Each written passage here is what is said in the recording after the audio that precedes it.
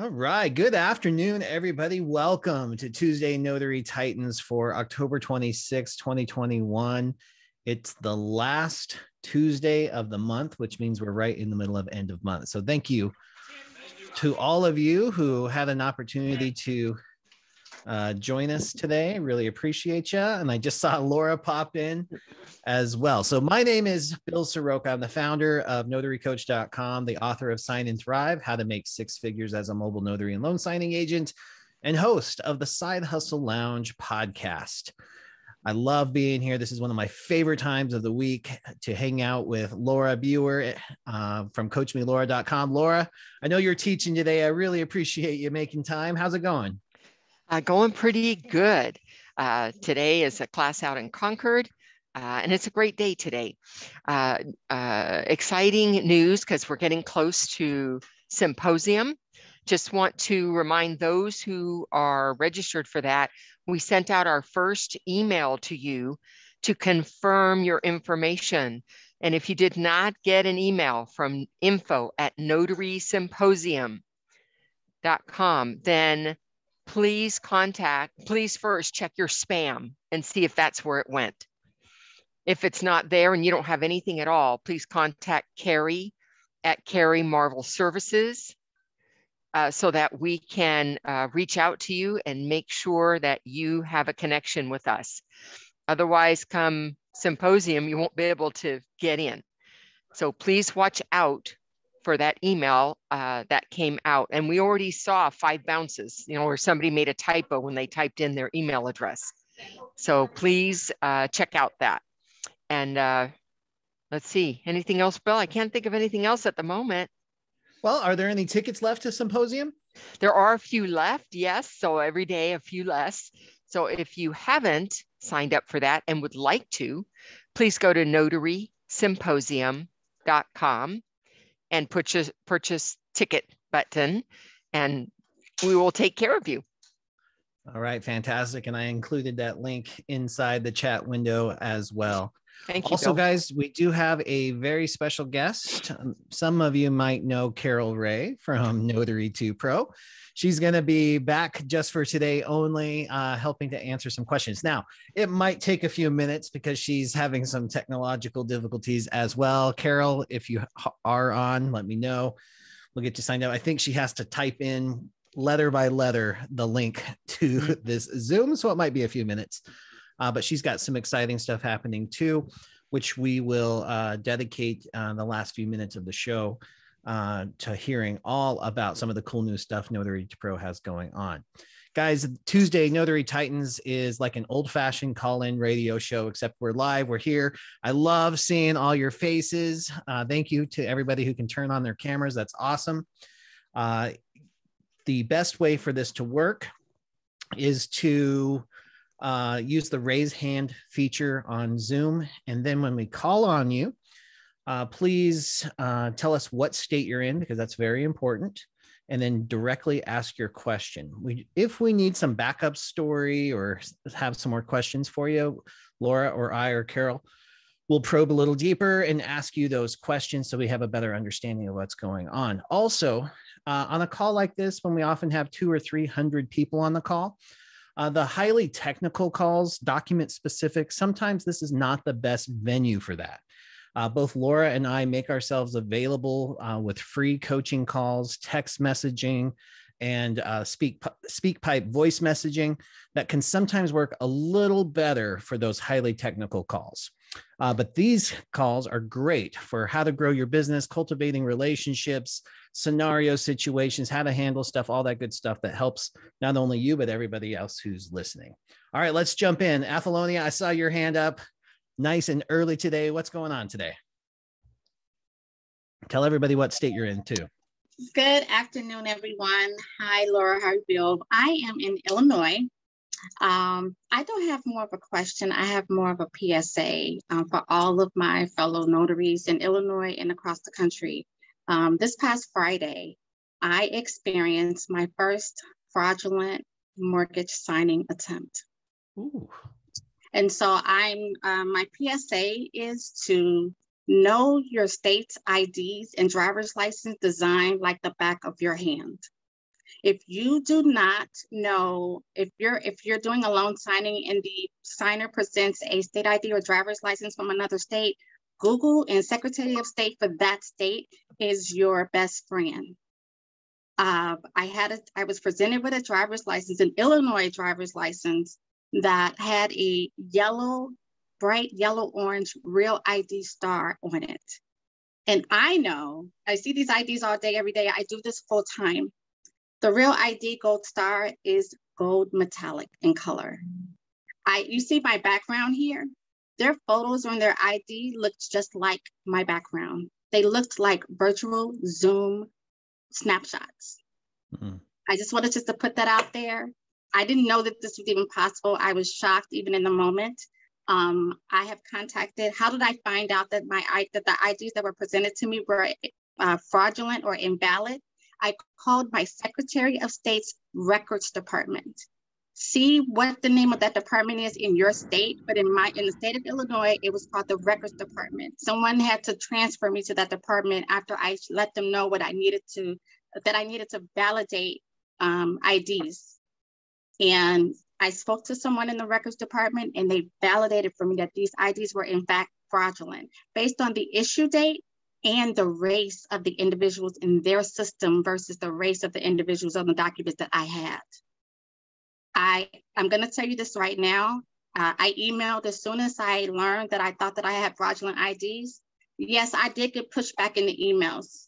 Yes, they did say, well, if you don't want to accept the IDs, we'll just send another notary.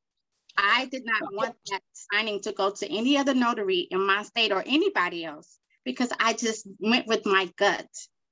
And speaking of, that's one of the things that Bill always talks about is go with your gut.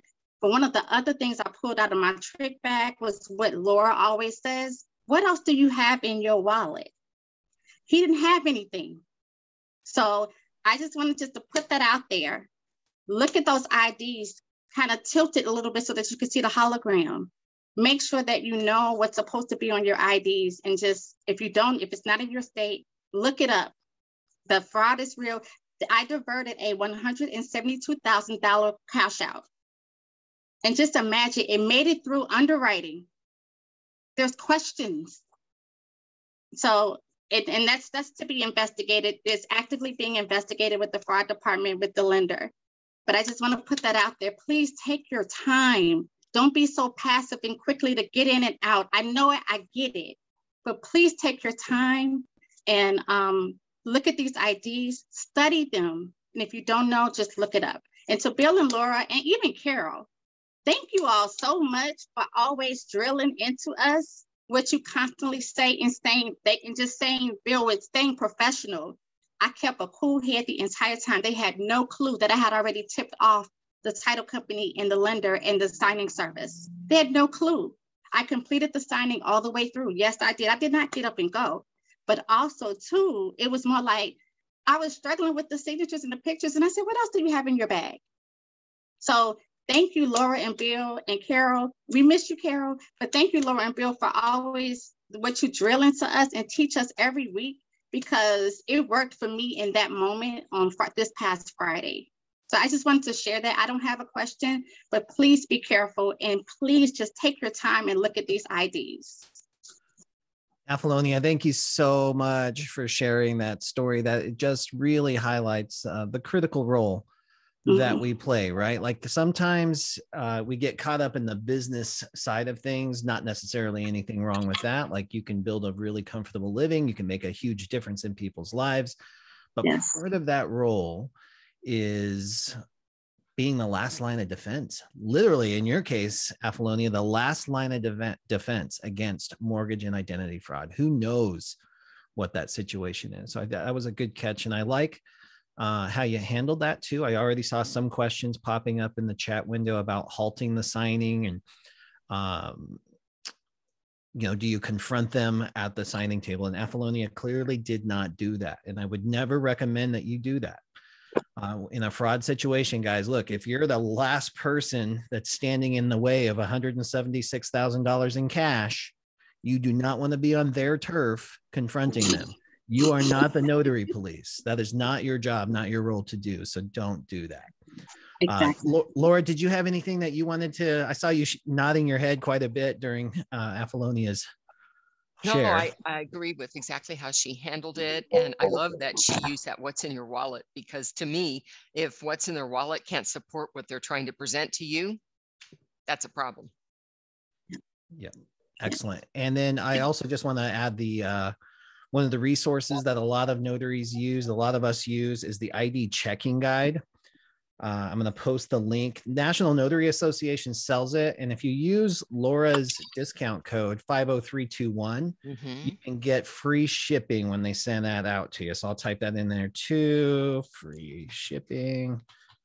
So you can grab that book. So that's in your notary, what'd you call it? Your magic bag, Apollonia? Your bag of tricks? The trick bag. The trick bag. I love it. All right, Apollonia, thank you so much. Excellent way to kick us off here. Thank you. Carol Ray, are you on and available yet? No, motherfucker. I don't think that was Carol. There we go. Okay. All right, Lisa, you keep unmuting, but I'm going to ask you to please keep yourself muted. Debbie Hudson, thank you so much for being here. Thank you so much. I'm in California. I received an order for yesterday. It was identified as Biewer and a house in a city 3 miles from me. And it turned out to be an out-of-state purchase with 356 pages. The fee on the order was $85, which, you know, a normal signing's like 100, 125 pages. Okay. I had accepted the $85. I thought, okay, I'm, going to go do it. The people wanted to read every word. And I'm like, okay, smile and grin and say, you have every right to do this. On the Inter Vivos trust writer, they forgot to initial the bottom corner of one page that already has 4 signatures on it. Okay. And the signing company called me this morning and said, you missed an initial. We need you to go back out. And I said, you're right, I missed it. Even though it has 4 signatures on it, is that initial absolutely required? They said, yep. I said, okay. Now they want me to pay for the overnight return shipping. And I'm gonna do it, but I'm really, really frustrated because I've already lost money on this signing. Any advice on how to, or way to deal with the signing company? I tried, my best to be very pleasant and, say, how may I help you? No, I got you, Debbie. Great, interesting challenge here for sure. I know you're not the only one that's run into that. Laura, I'm going to bounce it to you to hear your feedback before I chime in. I think where your issue really is that you weren't paid enough to begin with for the assignment. I mean, if we have to take care of errors and we have to pay for part of that cost of taking care of the error might be paying for the overnight shipping back. That's just kind of how it is. That's the risk we take if we make an error. But I don't think it would have been so bad for you had it not been $85 for such a big package. And I think if I had received a package that was not congruent with what the payment should be, I think I would have called them and said, look, did you realize this was almost 400 pages that I'm going to have to print twice and going to be sitting at the table twice as long as a normal signing? I think the $85 is not appropriate. Here's what I'd love to see. Can we make this work? And then if you had made an error, of course, paying for that shipping wouldn't have been such a big deal.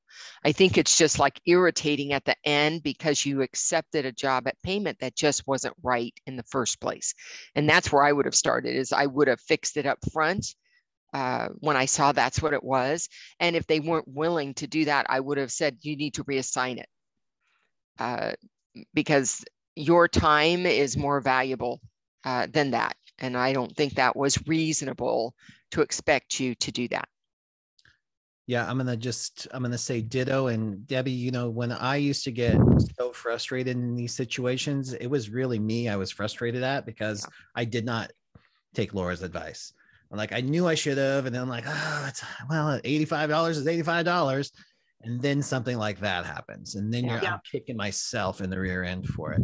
And then but I also throw on there too, Debbie, is that sometimes like we really project a lot onto these signing companies. We really think that they have all this data and they're making decisions anyway. They're making an $85, 356 page decision, but there's probably not a human being that said, oh, I'm gonna get Debbie now, slip in 400 pages. They're probably not even looking at that. Their volume is so high. So it was probably an oversight. And I think the conversation that Laura suggested would have caught that. And any reasonable person would have said, whoa, yeah, that's crazy. Yeah, we'll take care of that. We'll boost your fee to 125, 150, whatever they might agree to and go from there. Anything that I can do now? After the fact, no. Yeah, I don't think so. It's an integrity issue. You as soon as you accept it, you're making an agreement to do things. And I get that it was out of alignment, but that would have to be fixed before. Okay, got it. And then here's the thing, like Laura calls it all repeat offenders all the time, right? Like every now and then we're going to take it in the shorts, guys. That's business, right? Sometimes things happen. But if they keep doing that to you, or if you do call them out and they don't care about you and your experience and doing that to you again, then fire them. Yep. This is your business. Yeah. You do not have to put up with that kind of stuff. Thank you. But you got to own your decisions and you got to stay in integrity with that, because I will tell you guys, the industry has changed a lot. It has improved a lot. The integrity level, the professional level has changed a lot over the last few years, but there's still some, there's notaries that have slipped into this business clearly for the wrong reason, because they will not follow through. They will refuse to correct their mistakes. They'll just cancel without communicating to anybody. That's part of the frustration that signing companies and escrow officers are having right now. So your stellar customer service and your commitment to excellence and integrity, it helps you stand out. Thanks for bringing that, Debbie. Appreciate that. All right, Kristen, you're not in the car anymore. I thought you were in the car. Yeah, I was doing a little show with the dog too. I have two things. So Apollonia gave me a little bit of a sinking feeling. The other day I had a signing where the guy, let's just call him Ben. His license has one N. Paperwork says 2 N's. So I was like, show me what's in your wallet. And he had everything. And they said everything, they made a mistake I've been trying to get it fixed, blah, blah, blah. All the other paperwork, the trust work, his credit cards, everything had the 2 N's that matched the loan. So I felt good about it. And I was still like looking at his, combing through his ID. And I was like, okay, I'm going to own this decision. I'm going to move forward. So in this case though, in retrospect, I need an opinion. What would you guys do? Yeah, Laura, I'll let you take that one. And Kristen's in California for anybody who doesn't know that. California, sorry. Yeah, it sounds like, Kristen, you checked out everything that supported his story. Everything checks out. When everything checks out and you've looked at other documentation that supports what's happening, then I'm not going to feel too uncomfortable. I'm going to make a notation about what I looked at and why I thought it was okay for me to move ahead, as long as the only issue was the one card that was misspelled, and everything else was fine. Okay. Yeah. So Kristen, the thing about Apollonia's story that was uncomfortable is that there was clearly something up with the ID. The colors weren't right. And there was no backup material, nothing lined up. Right. The story didn't jive. So Apollonia could not have stood in front of Judge Judy and said, well, this is made sense to me because it doesn't, right? Right. You're in your case, that's plausible. And you had Right. tons of backup data for that Okay, satisfactory evidence. I had another thing that I posted on last night that I had to pull down. This is part 2. I have this document I did last night, identity affidavit, which is steps 1 through 6. You have to fill in your information. Step 6 says, I swear under oath that the information, blah, blah, blah, right? So I'm thinking, oh, this is a jurat. And then you look below and it says, witness the hand and seal. This is where the notary block starts. So I was really twisted on this one. And this is just more of a, I guess, a training tool for you guys.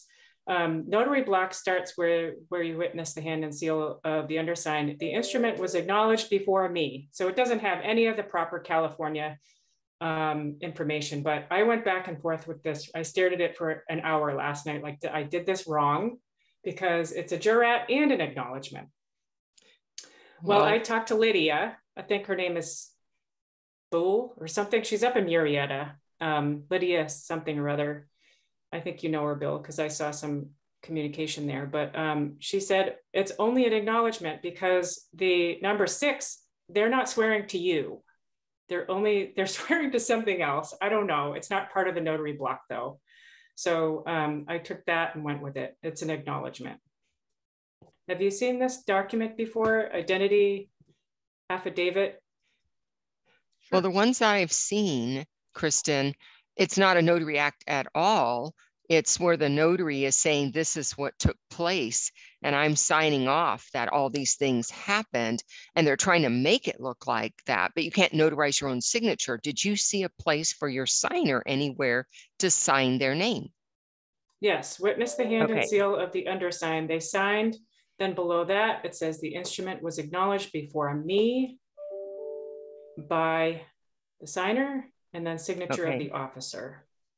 But it wasn't the proper, like there was no block, there was no venue or anything like that. Okay, so before the signature of the person, they needed to take an oath. That's not a jurat, they needed to take an oath. And after their signature, that's where you saw the acknowledgement. Right. Do I understand correctly? Right. So you give an oath, that was the first part of it. And then the acknowledgement you replace with your California acknowledgement. And in your journal, you put that you gave an oath. You'd have 2 entries, basically. You'd have an oath and you'd have an acknowledgement then. Interesting. Okay. Got a different take on that. That actually the whole sentence says, I swear under oath that the information I have provided in this affidavit is true and correct to the best of my knowledge, blah, blah, blah. So it has that 2 parts, the oath and like they're subscribing to this, right? So it doesn't say subscribed and sworn. What I heard is I swear that the information I provided is correct. I didn't hear certify my signature. Did you read that and I missed it? I do not see that in part 6. Okay, so that is a major difference between a jurat and an oath. A jurat is certifying 2 things, a spoken promise of truthfulness as well as the signature that was performed before the notary. That's a jurat. If all they did was make a verbal promise of truthfulness, that's an oath all by itself. And there is no format for that. And so there's no certificate for that, but you can create a line entry for the act of performing an oath all by itself. Then you also had another act, which I would have replaced with the California all-purpose acknowledgement, since it did not have all the information that you needed, unless this was an out-of-state property and you could have used it. Nope. Okay, got it. Okay, makes sense. Makes sense. So it's okay. Too. Okay. All right, I didn't hear the signature part at first, so thank you. Yeah. All right, great. Thanks, Kristen. All right, Cammie Corbin, thanks for being here. You want to tell everybody what state you're in and how we can help? Hi guys, Cammie, Santa Cruz, California, and I was gonna say 95062, but so I need to do that. And I just wanted to do a couple of things. First of all, Laura, if I can get the information, I'd like to be able to call you and pay for that call when I have a question. You know, when we can chat. I know you and Bill both have these calendar things, and I'm not really tech savvy, so I looked at them and I'm like, it looks like they're billed out for like 2 months and like, okay, that's not going to work. So I need kind of like more of a little bit more of a not urgent, but more, you know. Yeah. So Cami, my calendar is probably out about 10 days. Okay. And so you can probably get yourself booked onto my calendar. I don't offer paid calls like that. The calls I take are the 15-minute blocks where I can coach you on something very specifically. And then I offer the classes, and then I offer the coaching through TNT. Okay. So I'm on Bill's coaching on the monthly thing, right, Bill? And then is there more? So what I need is like every once in a while things will pop up that I may have questions about, and that's what I need help with. Cami, just shoot me a text. I tried that a couple times and I never got anything back, and I don't know if it's me, you, or the fence post. I don't, you know. I'm pretty good at those, but okay. So let me give you the number right now. And I thought I had the right one, but give it to me again. 602-309 okay. 0706. Okay, I have that one, but I will definitely do that. So thank you very much. Yeah. So I won't waste time right now with a couple of questions that I have on forums that came up, but I do want to just say to Apollonia, congratulations on that. Yeah. I'm really glad that you did a good job on that. And I don't know how I would have handled that. Being an ex-law person, I probably would have wanted to take him down right then and there and, you know, go for it. Just kidding. That's the cop in me.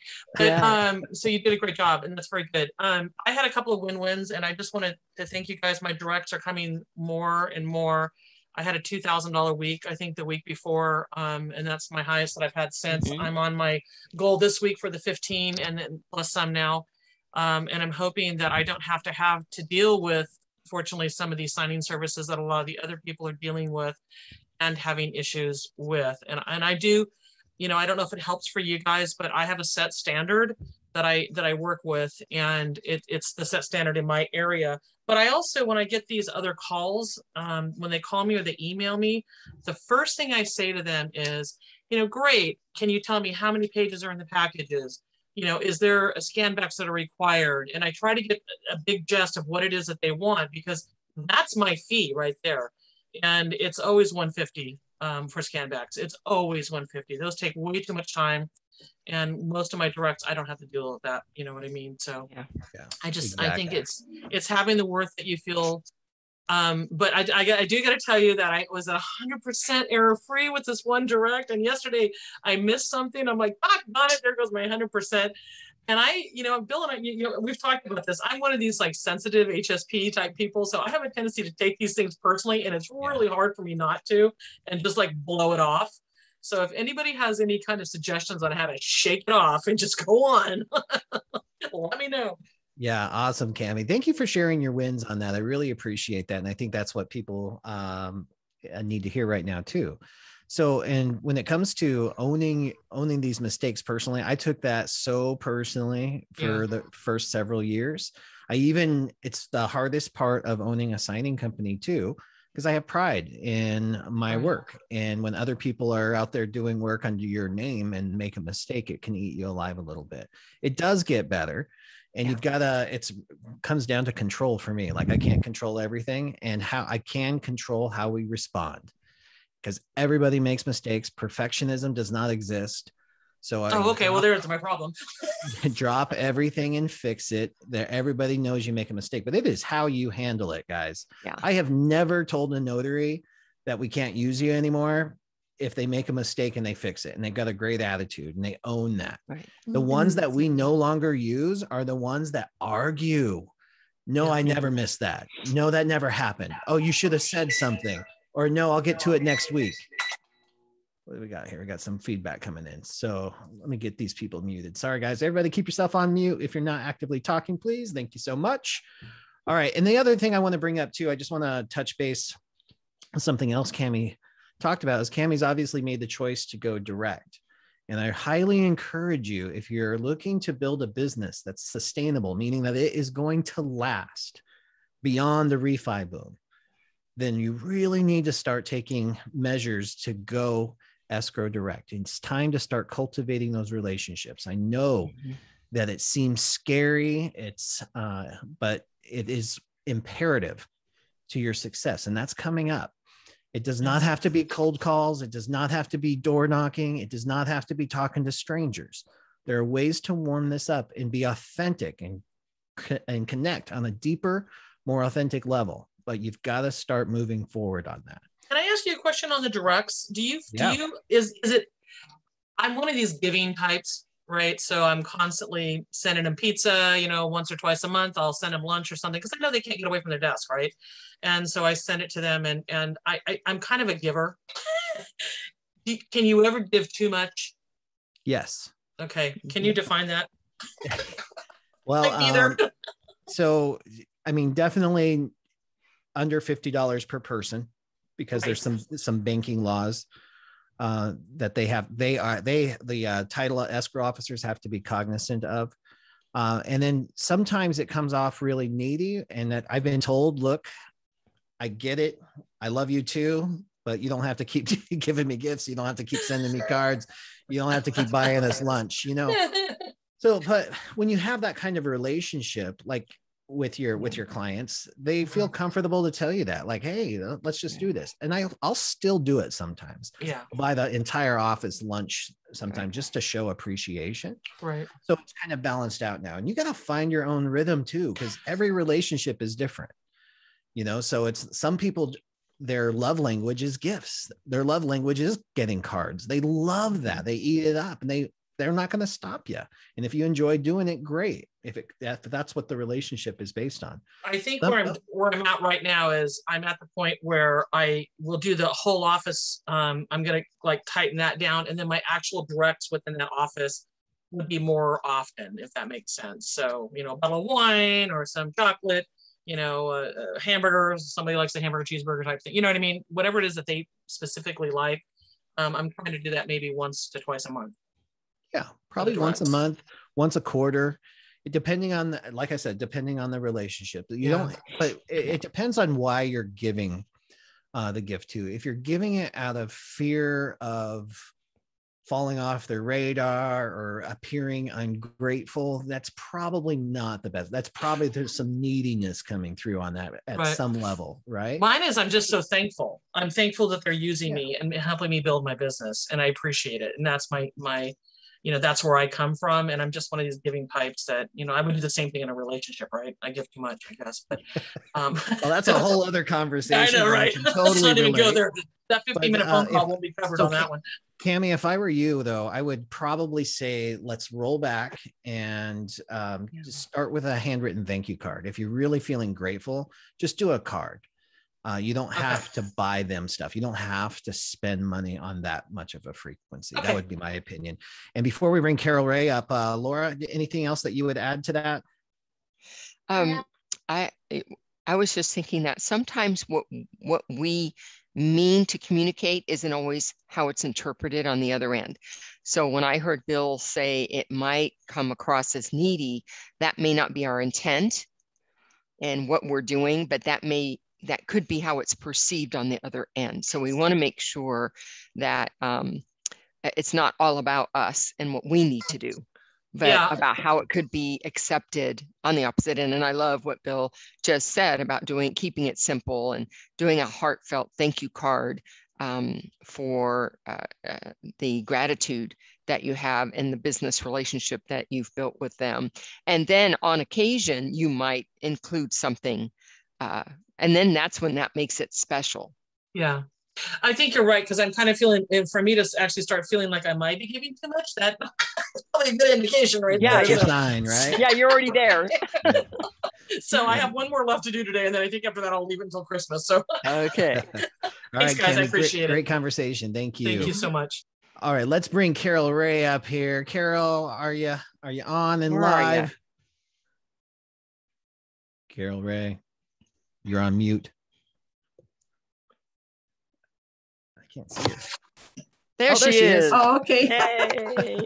I finally got on. Hi, I've missed you guys. Carol, everybody. We've missed you too. I'm so glad that you're here.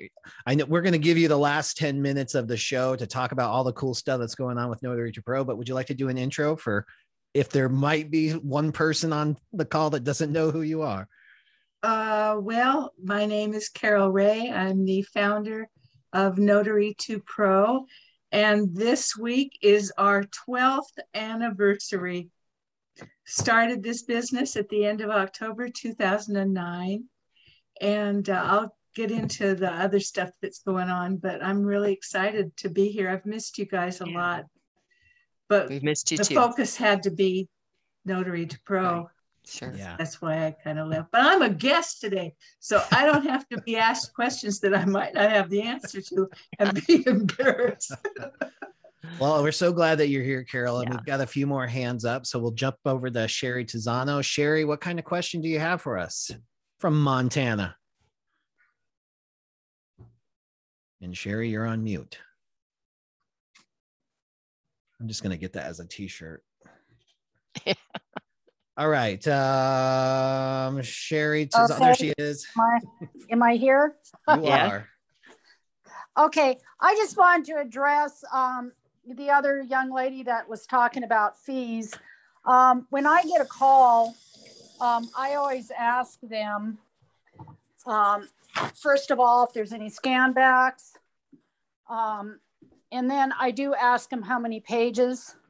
Now, some of the companies that I work with do have a separate email address where you can email them for an additional fee, because I've had that happen several times. And out here in Montana, you're driving 200 miles round trip, 2.5 hours, and that's not even your time at the signing. So, you know, I can't do anything for $100. Mhm. I mean, it's Right. just, it's not worth my time or my gas or anything. So, can I mention a name? Sure. I mean, Yeah. in what way, Sherry? I feel like I have to screen this now. Of course you can. Mention anybody you want. Just a company that I work with a lot. Yeah. I'm sure people would appreciate that. Title 365 is absolutely awesome. Yeah. One of my favorites. Yeah, they're a very, very good company to work with, and they're very receptive. You know, if in course you have to be very professional about it. You know, this just isn't a Right. this isn't a free pass type of thing. But yeah, I just wanted to mention that. Yeah. Thank you, Sherry. Yeah. I So appreciate that. And I love that you kind of jumped on to, and I forget who else was talking about it, but it's exactly that. It's pre-screening the call, asking those probing questions. I think sometimes, especially when you're brand new, we're so excited the phone's ringing and dinging that we just want to say yes to everything, especially in the beginning. But as we grow and become a professional, you can slow down and you get to ask the questions. You get to say, all right, well, great. I'd love to help you. Tell me more about it. What do you got for me? How many documents are there? You can jump on your phone or on your computer and you can do the round trip mileage. Like, what are we looking at here? Well, what time of day is that? Is it going to be rush hour traffic in LA? No, thanks. It's going to increase the signing fee for those types of things. But that does come with a little bit of experience.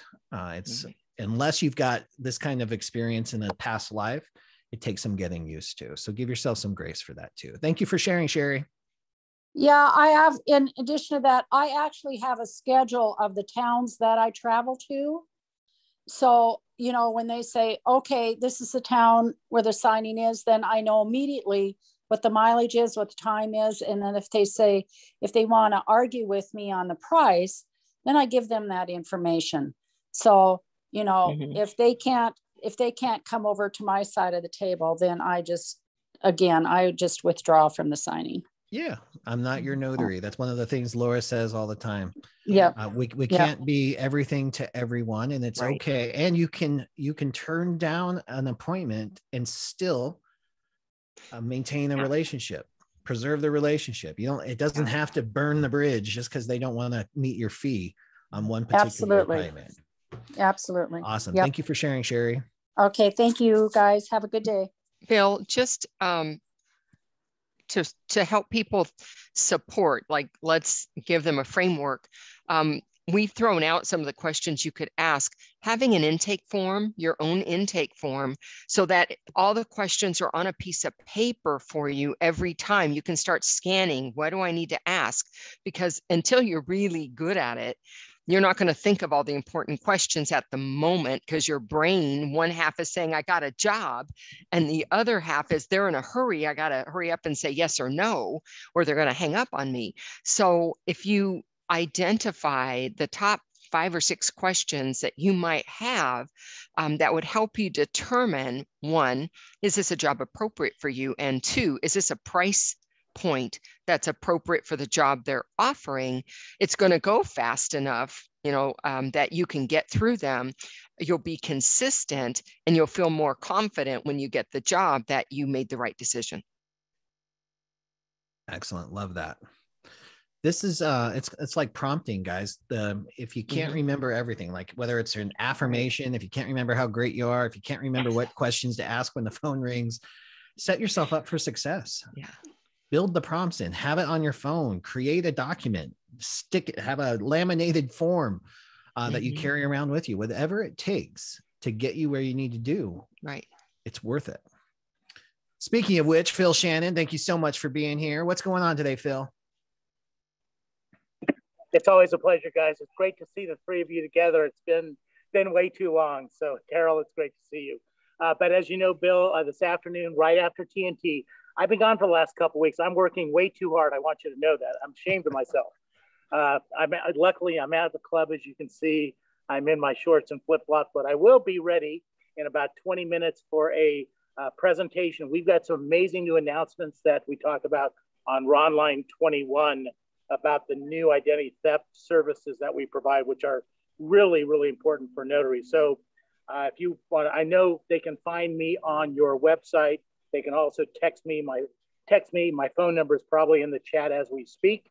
And text me, be happy to get you the information. But at 1:05 Pacific, 4:05 Eastern, we'll be doing a short presentation to explain to you how to protect and grow your business. And I always appreciate your and Laura's support. And I have to get off here because I have to help one of Laura's new associates get on a fast start training here in about 15 minutes. So thank you so much. I really appreciate your time. Yeah, thank you so much, Phil. And if you guys, you can go to notarycoach.com/TNT. It's just the TNT landing page. Scroll all the way down to the bottom, and the Zoom link for that call at 1:05. It's almost every Tuesday, 1:05 Pacific is right there for you. So you can click right into the phone call. All right, Sean, thank you so much for being here. You want to unmute, tell everybody what state you're in and how we can help. Yeah, hi, I'm in Oregon.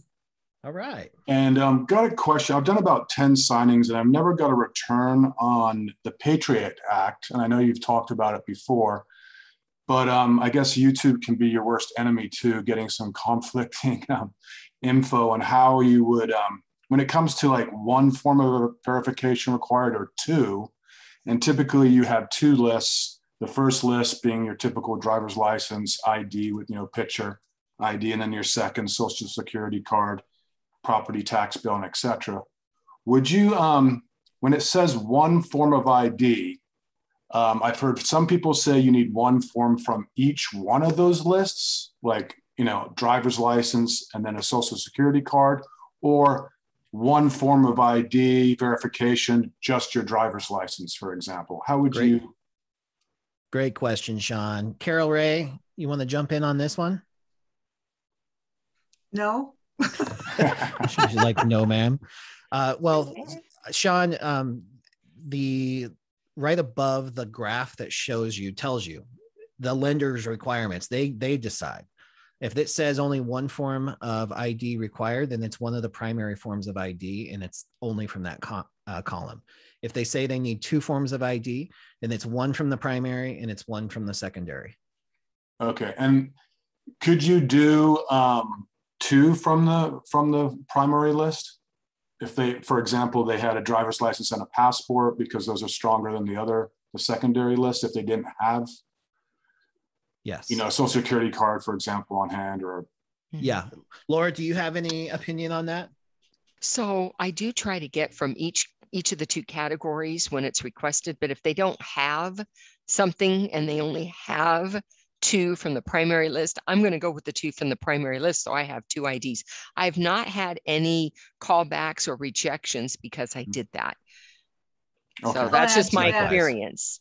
I'll add to that also, and that's what I advise my students, because they do run into that, where they don't have that secondary ID, but they happen to have a passport and a driver's license. Yeah. So. Okay, so if you just see the basic wording of only one form of verification is required and they have those two lists, it's just one from the top list. Would you?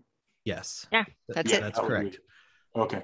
All right. Well, thank you very much. Really appreciate it. Yeah, you're welcome. Thanks for bringing that. And I know, there can be the internet can be our worst enemy and our best friend at the same time. So, yeah. Thanks for being here, Sean. Thank you very much. All right, Mo, thank you so much for being here. You want to unmute, tell everybody what state you're in and how we can help. Hi, everybody. My name is Mo. I'm from Dallas, Texas. Wait, can you hear me? Yeah, sure can. Okay, sometimes my computer is a little funky. Yeah, but so I'm not new to notaries. I'm a realtor, but then I changed to sales is not for me. Right now I'm a transaction coordinator, and I had met someone at a networking event, and she told me about this. So I can work hand in hand with TC business. And I want to know what's a good way to kind of like let title come. I work with titles all the time, and I would like to do the direct option, but like, what's a good way to let them know, like, hey, I'm a signing agent too, without kind of being like, dang, you should do everything. So yeah, like so great question. And it can sometimes be a delicate balance. So the reason it's a delicate balance is what you just highlighted, right? It's like it looks like you're a jack of all trades sometimes if you're not careful in how you structure this. This is where I find that LinkedIn really helps out with this. Whenever you use the narrative portion of LinkedIn, you can build a story and control the narrative literally about how all these things fit together in the service, because you're in the professional services industry is what you're doing, right? You help realtors and you help title officers. That's really natural fit whenever you control the story. And by writing that out in LinkedIn, it helps you basically almost come up with your own elevator speech so you can speak to it way better. It just rolls right off the tongue. Yeah, I'm in real estate professional services, and this is what I specialize in. Boom, boom, boom, right? And you can get it out. Now, the other side of that is that you have to be really aware that the fact that you work with some real estate agents or certain real estate agents and you hold a real estate license, right? Is of value to some people and it's a hindrance to others, right? So some closing agents like title officer or escrow officers, they're going to love that because they know that you can dance around a real estate transaction. You know your stuff. But then there's those escrow officers, they work with all the other real estate agents too, that might see that as a conflict of interest. So they might think, well, she's working with this real estate agent. How do I know she's not poaching my clients? Poaching is always... What's that? I'm lazy. I do not want to show houses no more. Well, but you work with other real estate agents, so that shows an alliance. So you just have to be aware of it. There's always a way to make it work. Your personality, you got to let that show. People are going to get to know you, like you, and trust you, and you can make that work for sure. What I don't recommend doing is cross-selling at the same time, right? If you're there and you're talking about real estate business or a transaction, let that be the case. If you want to follow up later and just maybe you add it to your signature in your email, like at professional services, you have a link to your LinkedIn and it says that you're a mobile notary and loan signing agent too, then it's real subtle. Your email communication is going to be in them, 20 times a day? And they're going to see that. They might ask you about it. So then that gives you an opportunity to talk about it. But keep them separate in conversation so you're not commingling the businesses so to speak. Okay. So for example, when you're saying like the commingling, usually after a transaction close, I send thank you emails to everyone. Yeah. So would that be an inappropriate time to mention, like gently mention in like Because what I was planning on doing was not mentioning it at all. Because when I go to networking events, I talk about TC business to realtors. And then I was planning on when I meet like the million title people there, then bring up the mobile notary, depending on who I'm speaking to at the networking events. I think that's a really good strategic way to do it. And I struggled with this as well because I did. Mm-hmm. Oh, I can't hear you.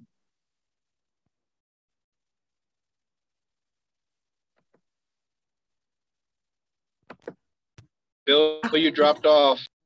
Am I here? Oh, yes. Okay, sorry. I touched something. I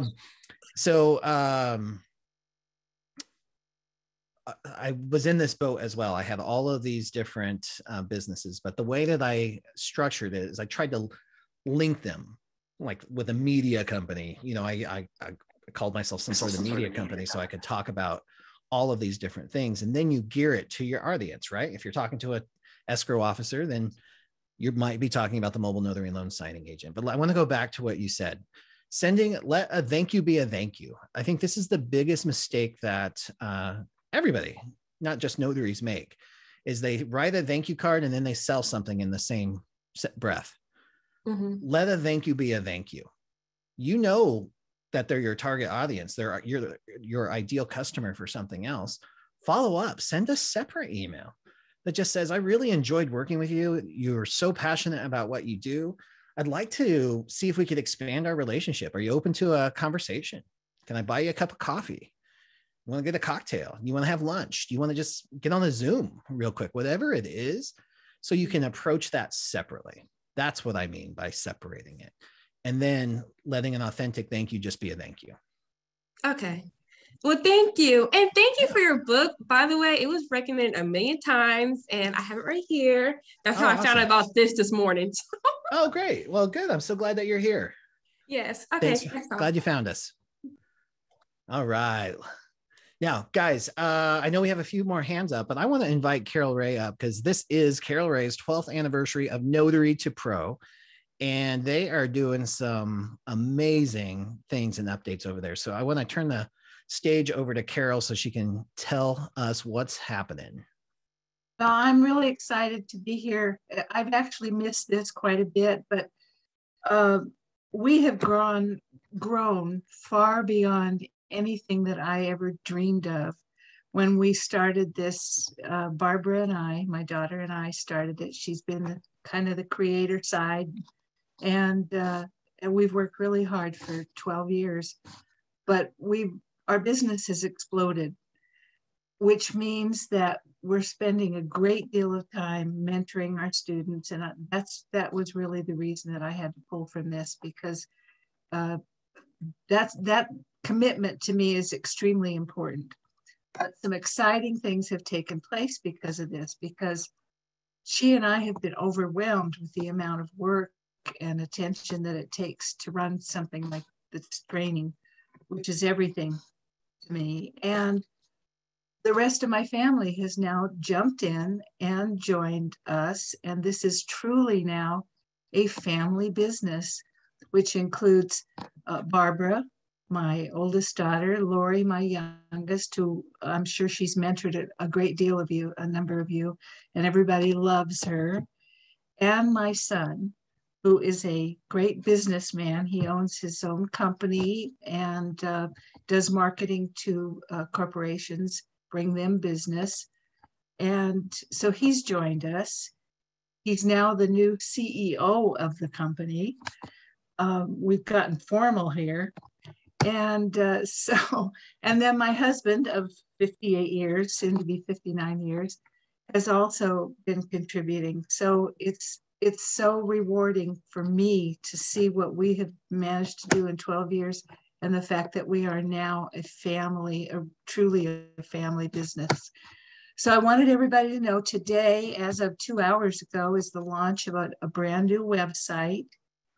We've got so many additional resources in there, and the website that we have is really easy to get around. And I'm just excited to announce it. We're going to be, there's a newsletter that's going to be in there, a new newsletter which we're going to be continuing to do every month. And just lots of exciting things. I'm just so happy about it. And that's all. I miss you guys a lot, everybody here. And thank you for all the comments. And then I think that's about all. I really just wanted to celebrate with everybody, because so many of you are a part of us over the years, and I appreciate it. That's amazing, Carol. Congratulations. You really blazed some trails for the rest of us as well. So I'm honored that you would come on, and I'm honored for our relationship, our friendship, and being a part of the Breakfast Club and Tuesday Notary Titans. Yeah, remember? Yeah, it's been an amazing journey. I'm so happy for you. And I'm looking at your website right now, and I'm so grateful. It looks so nice. I mean, you guys did an amazing job. It is sharp. So I posted that link right here in the chat window for you. I'll post it a few times too. So congratulations, and we'll send everybody over to notary2pro.com. That's notary, the numeral 2pro.com for all of those on the replay right now. So Laura's gone. She had to jump off and continue teaching. Carol, if it's all right with you, we've got a few more hands up. I think we can get a couple more questions in. Sure. Cynthia from Texas. Yay, how can we help? Texas. Hello. Hi. I just had a question. It's not about anything major. I just want to know what is done all over the world for National Notary Day. I've been hearing a lot about it, so I was just wondering if anybody does anything, or what do you do? Yeah, well, we accept gifts from all of our friends and family. It's a special day. Well, I think the biggest event is Notary Symposium that Laura Biewer organizes and facilitates. It usually runs right parallel with National Notary Day or Notary Public Day, which is November 7th. That event is Saturday, November 6th. It's a virtual event limited to just under 500 people. And I think there's a few seats left if anybody wants to join us for that. Other than that, I know lots of people around the country do networking events, or they do something to get together with fellow notaries to celebrate. For us, because, Matt, I don't know, can I mention that? Yeah, definitely. All right. On November 7th, on Notary Public Day in Modesto, California, to celebrate Matt and Judy's book launch, we're having a live in-person event that day to celebrate. There's going to be Laura, Matt, Judy, myself, and about 40 people. Matt, where do they go if they want to register for that? Sure. So you can go to everythingnotary.club, and there's a link at the top that will take you to an Eventbrite link to reserve, because our space is limited, but we'd love to see you. And if you can't come in person, we're also going to stream at least the announcement portions of our program, and everyone can come over and say hello to the camera. So we'll have that option as well. Yeah, I think there's only like 20 seats left for that. And what I will ask is please only register if you can actually go, because we're going to be planning the food, the restaurant, everything is going to be planned around that you actually being there. And we don't want someone who really wants to go to not be able to because you're not able to attend. So that is in Modesto, California on November 7th. Cynthia, yes. Did we do a good job of answering? You did. Yes, you did. All right. Awesome. Thank you for being here. All right. We got 2 more minutes. Sabella, thank you so much. You're going to be our last question, I think, today. Oh, I'm so lucky. Thank you so much, Bill. Thank you, everybody, for taking my call. I actually have 2 calls. One is about technical question, is another one. It's about signing services. The question is about the AKA signing form, okay? I got a client this week and had 14 different variations of the name on the AKA form. And the first one on the top, it was her name, and I asked her to sign. And then we started 14 versions of her name. So my question is, I'm just giving an example. Let's say it's Mary Smith, and then the first variation is Smith, comma, Mary, for example. Is the client supposed to not sign and just write is Smith, comma, Mary, like she's writing, or she's supposed to actually sign her signature if it Smith, comma, Mary is the same as Mary Smith? Yeah, Carol, what do you usually coach in these situations on the AKA statement? Do they sign their normal signature next to the AKAs, or do you have them sign exactly as their AKA is printed? I always tell people to have them sign as it's written on the AKA statement, because they may have 5 or 6 variations of their names, but they want them to sign. That's what I found over the years. They want them to sign exactly as the name is printed. So Sabella, I have found the exact same thing.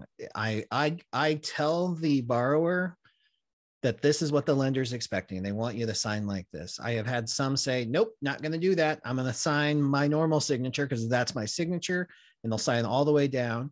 I've had illegible signatures where they just do a squiggle, and they do a squiggle on every line, and I've never had any of those returned. So we can't force people to sign a certain way. We can just set the expectations that the lenders are looking for, and then see what feedback you get. So in my example, she would just write Smith, comma, Mary. Comma, Mary, yep. As if she's writing her name, even though it's not her common the signature that she's using throughout all the documents in the package. They're looking for a signature style, yeah. But some people sign by printing. So if that's how it is, that's how it is. Oh, the problem is, and we've talked about this before, is the legal signature and how you cannot ask somebody to forge their own signature. In other words, if they tell you that they have a scribbled signature on their driver's license, and you ask them, does this constitute your full name as it is printed on your driver's license or passport? And they say, yes, it is. This is how I do it. It's a picture of a cat. It's a XXXL or something. And they say that that's the way they sign everything. That is their legal signature. Then that's the way they have to be. You have to let them sign, because if you're telling them, no, you have to write it so that they can read it, you're asking them to forge their own signature. Yeah, I'm sorry that I'm still a little bit confused, because this particular package, the lender was not very happy the way I handled this 14 different names.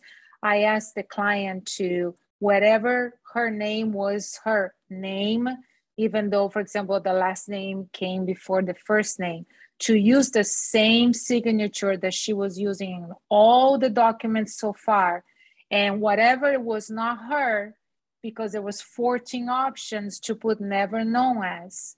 But the lender said that even though Smith, comma, Mary is her, is Mary Smith, she should have signed the first one, but then when you go down to the where it says you're also known as, and then you have all those options, he wanted her to not use her signature that she used the entire package, right, but to actually write Smith, comma, Mary. Yes. So that is the expectation, Sabella. That's what the lenders want. They want them to sign it exactly as it's printed on there. And just for clarification's sake, right? Like, I get the never known as, but I never lead off with, I never say we can do this. We can write never known as. I don't tell them that ahead of time. If they put up an argument, or some people get really sensitive about this, right? They just dig their heels in the ground and they say, I was never known as this. I'm not signing this. Then we can write never known as. I give them that option at the time when they put up the wall, but I don't lead off with that, because I'm trying to avoid that, because lenders hate it, and it causes a red flag. It causes the underwriter has to go back and look and see where the name was on the credit report. And then it causes a mess. So my role is to make this thing go as smooth and efficient as possible. So I lay it out and I say, all right, so here's your also known, your AKA statement. Not a big deal. These are just names that have been associated with you through your credit report or your address. The lender wants you to sign your name, sign the name exactly as it's typed out there on this line here, all the way down. And then 9 times out of 10, 8 times out of 10, let's say, it goes pretty smooth. They just do it and they're like, oh, this is awkward. Why do I have to do this? Or that's my maiden name from 40 years ago. Why do I have to sign it? You know, it sparks the conversation, but they do it. But then every now and then you'll have people who say like, no way, I'm not signing this way. I'm not doing this. And there's nothing you can do about it. You know, we can't fight them. You know, we're not going to arm wrestle for this. So you just do the best you can. And every now, like I've never had any lender ever come back and argue about how they signed it. And there is a difference between that AKA statement where you do have to have them sign the way it is written, even if it's not their regular signature, and signing the documents. That's a whole different thing. If you can't read their signature and designate, you know, first name, middle initial, last name on the documents themselves, they can use that legal signature. Doesn't matter whether people can read it or not. Yeah. I'm just saying there's a difference between the AKA statement and signing the documents. Okay. All right, guys. Sabella, thank you so much. I wish we had time to go to your second question. Hit me up via text if I can help you in any way. That text number is open to everyone. 602-309-0706. And that'll be a wrap for today. Thank you so much. Thank you for joining TNT. Carol, thank you so much. It was so great to have you on. Can I be a guest again? Yes, absolutely. In anytime another you month want or to. so, maybe. All right. Love it, guys. Thank you so much. We'll be back same time, same place next week, every Tuesday at 12 p.m. Pacific. Bye, everyone. Bye, everybody. See you later.